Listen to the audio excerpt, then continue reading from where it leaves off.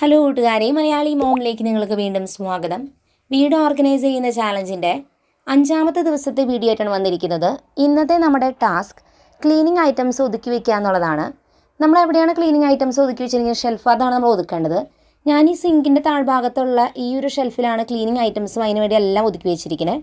പിന്നെ വർക്ക് ഏരിയയിലുള്ള ചെറിയൊരു സ്പേസിലാണ് ഞാൻ ഇതുപോലെയുള്ള ഐറ്റംസൊക്കെ ഒതുക്കി വെച്ചിരിക്കുന്നത്. അപ്പോൾ ഈ 2 ഏരിയയാണ് ഇന്ന് നമ്മൾ ഒതുക്കാനായിട്ട് പോകുന്നത്. ഓരോ ദിവസവും നിങ്ങൾ ഈ ടാസ്കുകൾ ചെയ്ത് കഴിയുമ്പോൾ വീഡിയോയുടെ താഴെ ഡേ 5 കംപ്ലീറ്റഡ് എന്ന് എഴുതണം.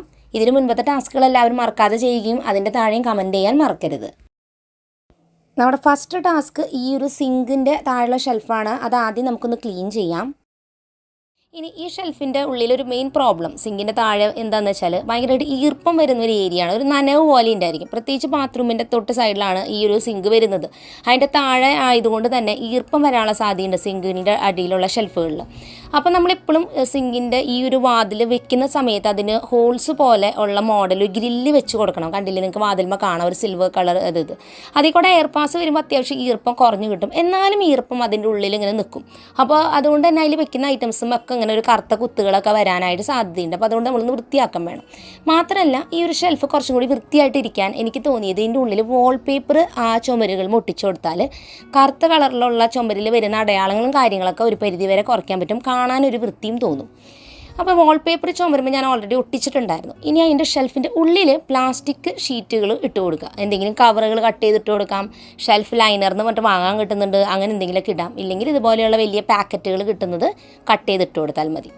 ന്യൂസ് പേപ്പർ ഇട്ട് കൊടുക്കുന്നതുകൊണ്ട് കുഴപ്പമില്ല. പക്ഷേ ന്യൂസ് പേപ്പർ ഇടുമ്പോൾ ഒരു ഈർപ്പം വരുമ്പോൾ ഒരു നനവ് പോലെ വരും. പിന്നെ ഈ ഷെൽഫുകളിൽ പാറ്റകളും വരാനുള്ള സാധ്യത കൂടുതലാണ്. അതുകൊണ്ടാണ് ഞാൻ പ്ലാസ്റ്റിക് കവർ തന്നെ ഇട്ടത്. പേപ്പറും കാർഡ്ബോർഡൊക്കെ വെക്കുമ്പോൾ പാറ്റ വരാനുള്ള സാധ്യത ഒന്നും കൂടി കൂടും. ഇതിൽ വെച്ചിരുന്ന ട്രേകളെല്ലാം തന്നെ ഞാൻ വാഷ് ചെയ്തെടുക്കുകയാണ്. ഈ ട്രേകളിലാണ് ക്ലീനിങ് ഐറ്റംസൊക്കെ നമ്മൾ അറേഞ്ച് ചെയ്ത് വെച്ചിരുന്നത്. അപ്പോൾ പാറ്റ വരാൻ സാധ്യത ഉണ്ടെന്നുണ്ടെങ്കിൽ പാറ്റ ഗുളികയോ അല്ലെങ്കിൽ ഹിറ്റ് വാങ്ങി ഒന്ന് സ്പ്രേ ചെയ്ത ഷെൽഫിൽ ഇടുന്നത് നല്ലതായിരിക്കും. ഇനി ഞാൻ ഓരോ ട്രേകളും തുടച്ചിട്ട് അതിൻ്റെ എല്ലാത്തിൻ്റെയും ഉള്ളിൽ ഒരു പ്ലാസ്റ്റിക് കവർ വെച്ച് കൊടുക്കുകയാണ്. അല്ലെങ്കിൽ നിങ്ങൾക്ക് ഒരു ലൈനർ പോലെ എന്തെങ്കിലും കട്ട് ചെയ്ത് ഇട്ട് കൊടുക്കാം. കാരണം നമ്മളിതിൽ ക്ലീനിങ് ഐറ്റംസ് ഒക്കെ വെക്കുന്ന സമയത്ത് അതിൽ നിന്നും ആ ലിക്വിഡ് ഒലിച്ചൊക്കെ ലീക്കായി പിന്നെ അതിലൊക്കെ പാത്രത്തിൽ പോകാനും ഒക്കെ സാധ്യത കൂടുതലാണ്. അപ്പം ഞാൻ കഴിഞ്ഞ പ്രാവശ്യം ഇങ്ങനെ പ്ലാസ്റ്റിക് കവർ വെക്കാത്തതുകൊണ്ട് തന്നെ ഈ പാത്രം ക്ലീൻ ചെയ്യാൻ ഇപ്പോൾ ഭയങ്കര ബുദ്ധിമുട്ടായി, നന്നായിട്ട് അഴുക്ക് പിടിച്ചു. അപ്പോൾ അതുകൊണ്ട് കവർ ഇട്ടിരുന്നെങ്കിൽ ആ കവർ അങ്ങനെ എടുത്ത് കളഞ്ഞാൽ മതിയായിരുന്നു. അപ്പം നമ്മൾ ഒതുക്കുന്ന സമയത്ത് ഇതുപോലെ ഒരു പ്ലാസ്റ്റിക് കവർ എന്തെങ്കിലും വെക്കുന്നത് നല്ലതായിരിക്കും.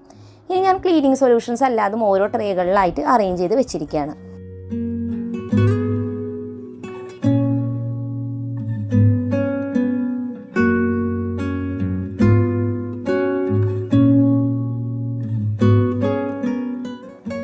അപ്പോൾ പാത്രം കഴുകുന്ന സ്ക്രബ്ബറുകൾ ഡാമേജ് ആയി കഴിയുമ്പോൾ ഞാനത് ഇങ്ങനെ എടുത്ത് മാറ്റി വെക്കും. ക്ലീനിങ് ഒക്കെ ചെയ്യുന്ന സമയത്ത് ചില സമയത്ത് ഇത് ഓരോന്നും നമുക്ക് ഉപയോഗിച്ച് പിന്നീട് അത് നമുക്ക് കളയുകയും ചെയ്യാം. കാരണം വല്ലാതെ അഴുക്കാവുന്ന ചില ഏരിയകളൊക്കെ വൃത്തിയാക്കുമ്പോൾ ഇതുപോലെ സ്ക്രബ്ബർ നമുക്ക് ആവശ്യമായിട്ട് വരാറുണ്ട്.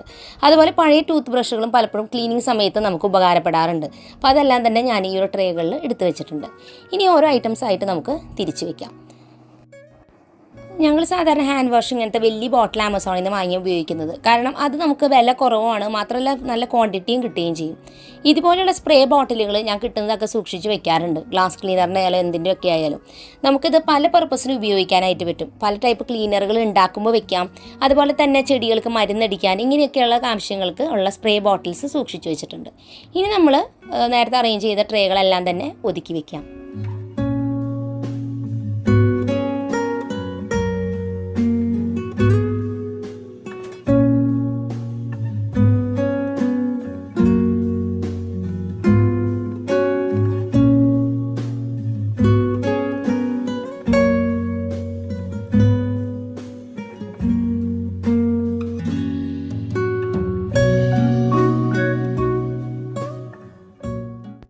ഇനി നമുക്കൊരു ചെറിയ വർക്ക് ഏരിയയിലായിട്ട് ഇവിടെ ലോണ്ടറി മെഷീനൊക്കെ ഇട്ട് കൊടുത്ത് ഒരു ചെറിയ ഷെൽഫ് നമ്മളിങ്ങനെ പിടിപ്പിച്ചിട്ടുണ്ട്. ഇതിലും നമുക്കിതുപോലെ ക്ലീനിങ് ഐറ്റംസ് ഒക്കെ ഒതുക്കി വെക്കാം.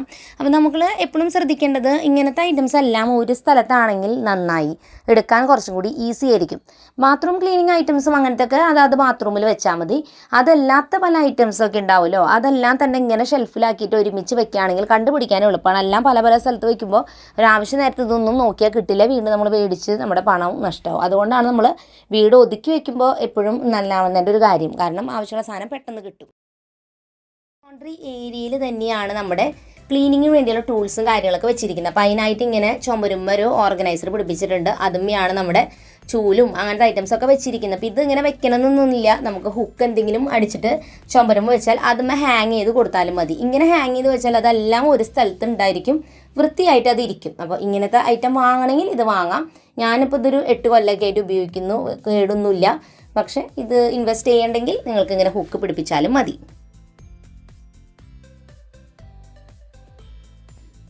പിന്നെ മോപ്പിന് ഉപയോഗിക്കുന്ന ആ തുണി ഉണ്ടല്ലോ, മോപ്പിൻ്റെ ഹെഡ്, അതിൻ്റെ സ്പെയർ നമ്മൾ മേടിച്ച് വെച്ചിട്ടുണ്ട്. അത് വാഷ് ചെയ്ത് കഴിഞ്ഞാൽ ഉണങ്ങി കഴിഞ്ഞാൽ ഇങ്ങനെ ഒരു കവറിൻ്റെ ഉള്ളിൽ ഞാൻ തൂക്കി ഇട്ട് വെച്ചിരിക്കുകയാണ് ഇവിടെ. ഇന്നത്തെ ടാസ്ക് എല്ലാവരും ചെയ്യുകയും ഡേ 5 കംപ്ലീറ്റഡ് എന്നും എഴുതാൻ മറക്കരുത്. പുതിയൊരു നല്ല വീഡിയോ ആയിട്ട് വീണ്ടും നമ്മൾ വരുന്നതായിരിക്കും. അതുവരേക്കും എൻ്റെ എല്ലാ കൂട്ടുകാർക്കും bye bye and take care.